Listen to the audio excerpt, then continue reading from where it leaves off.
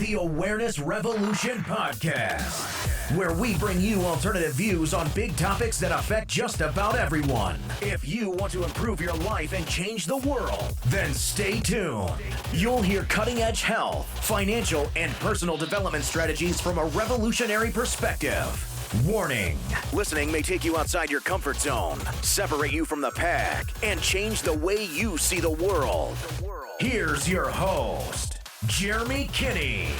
I've got another heavy video for you guys today. I'm going to be talking about smart cities and their role in the technocracy. And just to give you a little bit of background, I want to mention that this book by Patrick Wood, Technocracy, The Hard Road to World Order, it really goes into detail about what the technocracy is and a lot of the components involving it. This is a really big topic. Actually, this book isn't Patrick Wood's first book on the topic either. So even his content isn't even all in one book. And this smart cities conversation is just one chapter in his book. So if you really want to deep dive, I recommend checking out this book or his other technocracy book, or you could even just go over to his channel, which is Technocracy News and Trends, and follow him there.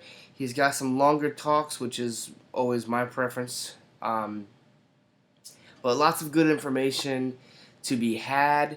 And one more thing I will point out is that another good, I guess, adjunct to this video would be my video about the Great Reset, and it's called The Great Reset: Smart Prisons for Ultimate Surveillance, something like that. And that's much longer. It's over an hour, so it's going to be a lot more in depth than what we're going into here. So I recommend checking that out as well. And that's on my YouTube channel, Smart Prisons for Mass Surveillance. So that will go into much more depth. In this video, I'm just going to be focusing on smart cities. So let's dive in. Now, basically what they're doing with this technocracy, they want to control the input and output. So basically the consumption and production of everything. Now this is a lot to chew on.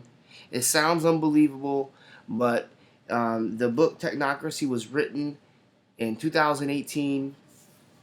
And what's happened in the past 3 years just confirms what he was saying in the book. I mean, it sounds like it was written last week, because all these issues are bigger and just more apparent. They've kind of come from the shadows out in the open since he wrote this book 3 years ago at the time of this recording.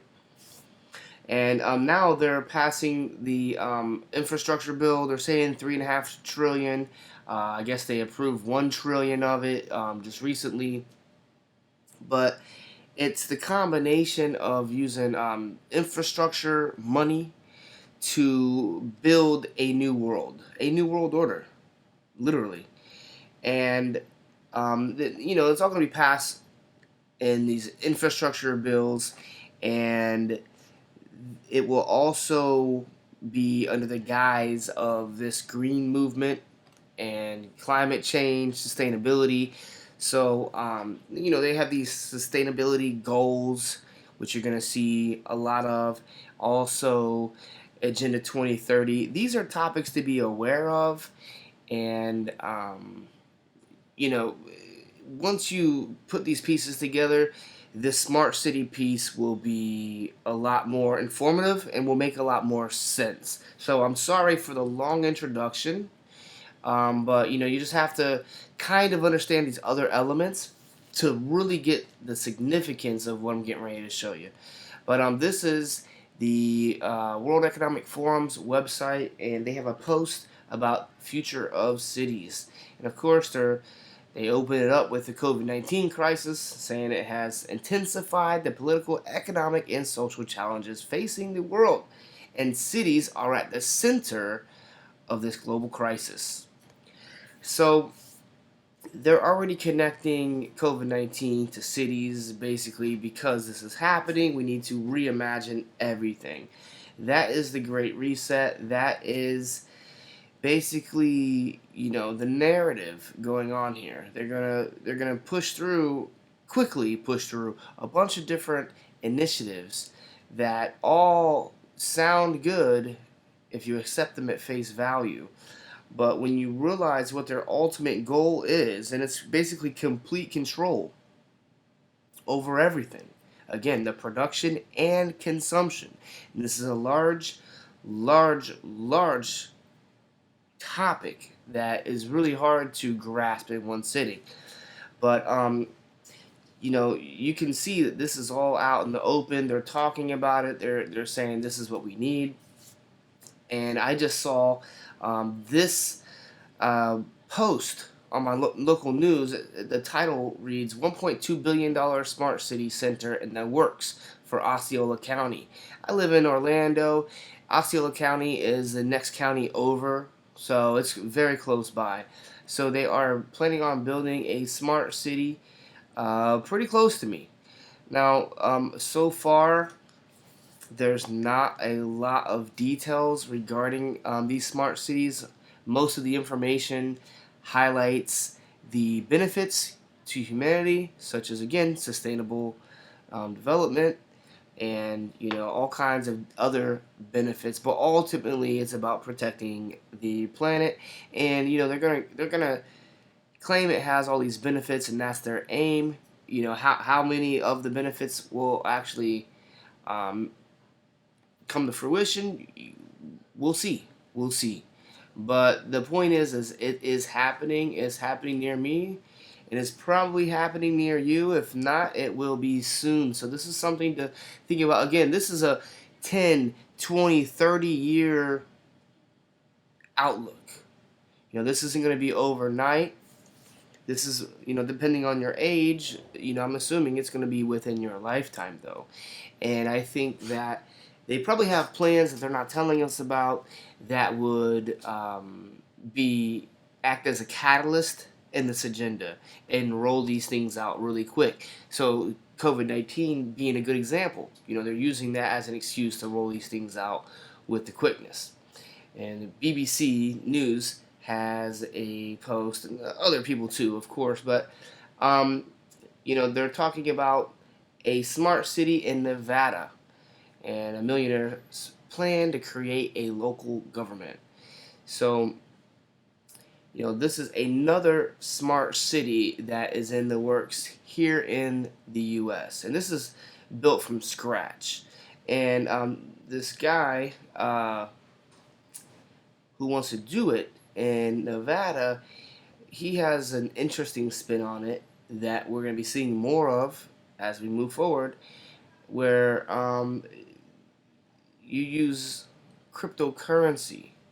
Now, it's a complex topic. Depending on how familiar you are with it, I will just say that I think this is the future, for better or for worse, and I think that blockchain technology, such as cryptos, can be used to create decentralized cities of the future, and even governments. But it wouldn't be the government that we see now, what we think of as government. It would be totally different. It would be decentralized, and there wouldn't be a ruling class. And the thing is that's actually what these people are trying to create. So I think the technology can be used for good or evil, and there's probably going to be very subtle differences between the two. It's just the nature of technology. A gun can be used to kill you, or you can use a gun to protect yourself. And so it's just a tool. And this guy is wanting to build a blockchain-based government and smart city in Nevada.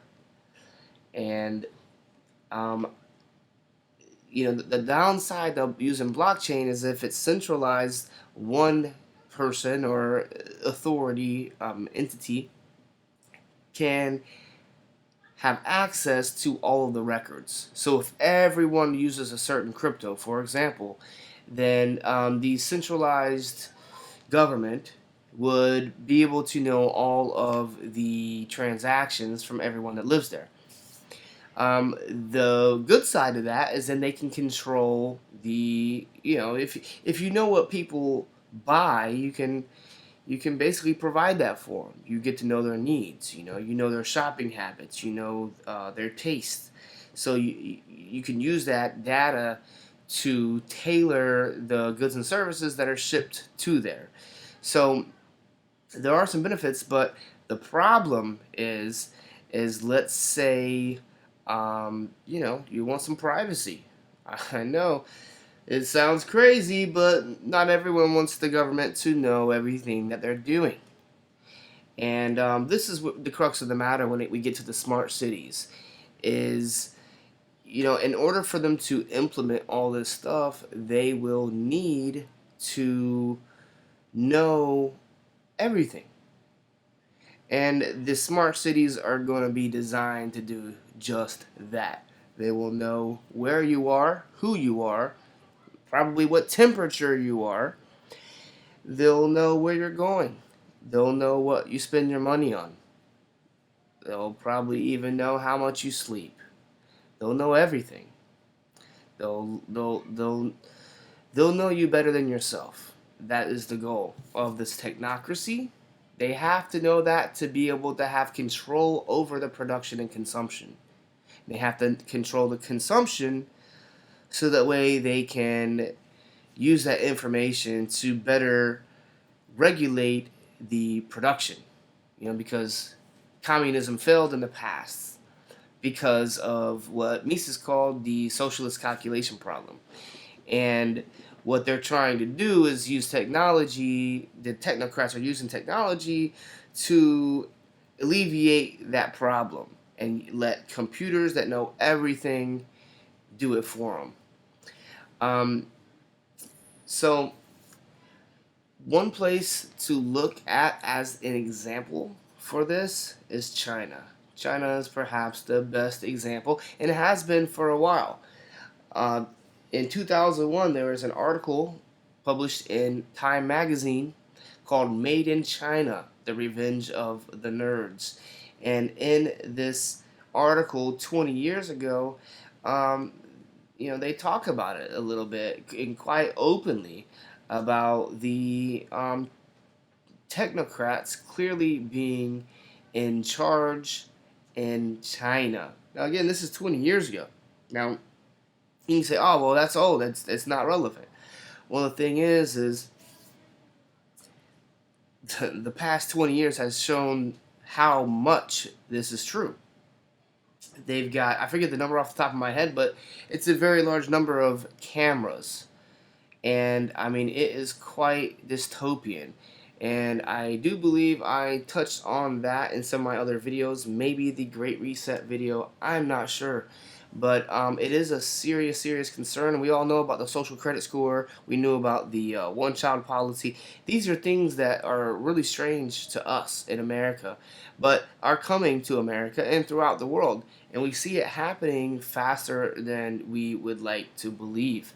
But, for example, in this article that was published in Time magazine, he says things like, during the 1980s, technocracy as a concept was much talked about, especially in the context of so-called neo-authoritarianism, the principle at the heart of the Asian development model that South Korea, Singapore, and Taiwan had pursued with apparent success. The basic beliefs and assumptions of the technocrats were laid out quite plainly. Social and economic problems were akin to engineering problems and could be understood and addressed and eventually solved as such.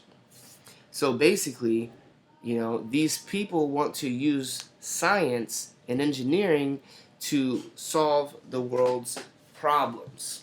and at the expense of freedom and privacy and who knows what else. It's hard for us to picture this, especially us Americans, but the social credit score is already kind of starting to get popular and go out. I mean, there's all kinds of proof, too much for me to share in this video. But I just wanted to show that this has been in the works for a very long time. The idea of technocracy is about 90 years old at this point, or so this is not new. This is not a new ideology, but we're just now getting the technology to be able to implement this and scale it up on a worldwide scale for the first time. Like I said, China's been doing it for a while, and now it is spreading. They want to make this a global world order. And just to give you a little bit of connection here between the U.S. and China and regarding the smart cities and the infrastructure, I want to introduce to you Elaine Chao. Now, I'm not even sure if I'm pronouncing her last name correctly, but it's spelled Chao. All right, she was the Secretary of Transportation and during the Trump administration. She has deep financial ties with her family, who has a shipping business called the Foremost Group, and that Foremost Group and the Chinese government have extremely tight ties, and that was first revealed in a book called Secret Empires. And if you look up Elaine, you'll see this is no secret. She got a lot of criticism for promoting her father's shipping business when she was the Secretary of Transportation. But even worse than that is the fact that not only her, but her father, who started the business, he has extremely tight ties, and they are extremely tight. So her father created the shipping company, who has tight ties with China, not only on the business side, but the government. And then you've got Elaine, who was the Secretary of Transportation in the Trump administration. And then Elaine's sister, Angela, has ties to the Bank of China, who funds their One Belt, One Road program out there, which is a huge infrastructure program. And I mean, the Bank of China is bigger than even JP Morgan, Wells Fargo, the banks that we know of. It's a huge, huge bank. So all three of them, Elaine, her father, and her sister, are all tied into these huge infrastructure projects and supply chain management. And when you get into the nitty-gritty of what the smart cities are all about, what they're trying to achieve, that's what they're trying to achieve. They're trying to create cities where they can control everything. So they would have to control supply chain management, which would require shipping, such as the Foremost Group's shipping business, and the infrastructure in place to be able to ship goods and services from one country to the next. But they're trying to get rid of country lines. The president over in China, and all these people announcing the Great Reset, they're calling for basically a world government, because this is a world problem, and we need more cooperation between governments, because hey, people go from one country to the next, they spread disease. We all share the same planet together, we all pollute the same planet, so we all need to have a reset in the way that we do things, and create a new world order. So I mean, this is all, when you start connecting the dots, you see that it's all related. These people, and by the way, before I get off of Elaine's past, I do want to point out that, by the way, she is married to the other Republican, Mitch McConnell. So she's got ties in with Congress. I mean, this lady is, she's connected. She's connected for all the wrong reasons. But she did receive some controversy because what happened was the older officials from the Department of Transportation looked into her records and saw that a lot of her appointments were on her calendar were blocked out as private. And then they thought that that was unusual. They actually called for an investigation, but the Department of Justice declined it to investigate her. So basically, while she's working for the public, she's having private meetings. And I guess that pretty much says that that she is not doing everything out in the open. She's making deals behind closed doors. Who knows what's being said? Who knows what's being done? But her father did give her and Mitch a gift with the value of between $5 to $25 million. So there's a lot of suspicious things going on. But Elaine had more than 290 hours of appointments labeled private. So that's just during the first 14 months in Trump's cabinet. So she did receive a lot of criticism and stirred up some controversy over that, but nothing ever came out of it. But if it walks like a duck, quacks like a duck, it's probably a duck. All right, let me show you a few more things here before we end this. I just wanted to point out that you can just Google smart cities and things are going to start coming up. This is not a conspiracy. This is not hidden. This is all out in the open. They have a Smart Cities Council, and this is all over the country. They're advocates all over the country. And you can go on their website.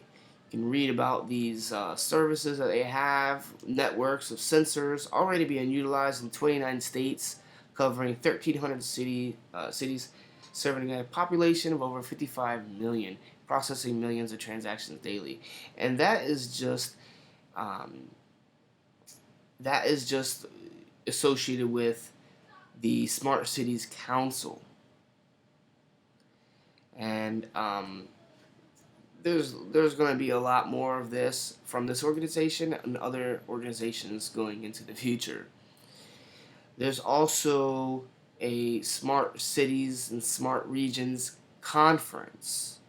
So this is an annual conference that it's all about smart cities and smart regions. So they don't want to just build smart cities, they want regions. And the regions will be like networks of cities. And this may seem benign. It may even seem like these people are doing great things because we do have old infrastructure. There are a lot of improvements that could be made, but when you look into what they actually want, like when you look at these big organizations that are running things behind the scenes, you see that they want to eliminate all meat consumption. So this is the World Economic Forum. These people, they discuss this openly. A lot of really strange stuff. And, I'm not going to get too much into it here because I want to keep the video short. But basically, they want to merge humans with technology. Humans with machines. So that would be transhumanism.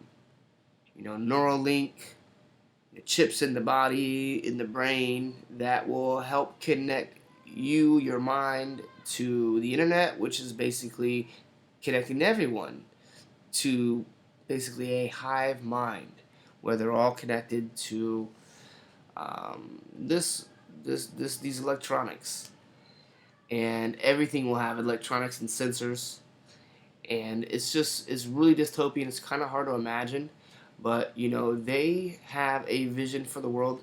And I mean, we're talking about a relatively short period of time, a few decades. It's going to be a totally different world if these people have their way. And if they control everything and they don't like what you're doing, and trust me, they'll know because they want to monitor everything. They want to monitor your sewage. They will know what you consume. They will probably even get as far as knowing what you think. And they're already working on technology, have been for years, just waiting on it to get a little bit better before they can scale it up and implement it all around the world. Thought police, where they're monitoring people's thoughts and they're trying to stop crime before it happens. Which again, all these things sound great. That's actual crime prevention. But we've seen the movies. This is the content movies have been about.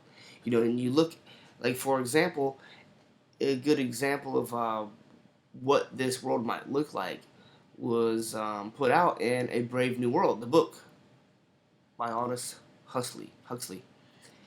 So, it is very dystopian, quite literally. These dystopian novels were giving us premonitions of what it would be like in a technocracy. So, I mean, you guys let me know what you think. I know this sounds like a lot. I don't know if I gave you too much information or too little. It does bring up more questions than answers. I get that. And again, since this is all in the pre-planning stages, or the early stages, there's not going to be a lot of details. They're not going to tell you, hey, we are going to trap you in here and not let you out. But heck, we didn't know that when, like people in New York didn't know that right around the corner they were going to need a vaccine in order to go to a restaurant. A lot of things are changing, and if you're smart, you can see the writing on the wall. So share this video with other people, then it'll motivate me to do more videos, produce more content. I don't make anything off this. This is purely a passion project to save the world. Thanks for watching till the end, guys. I'll see you next time. Thanks for tuning in to the Awareness Revolution Podcast. Be the change you wish to see in the world.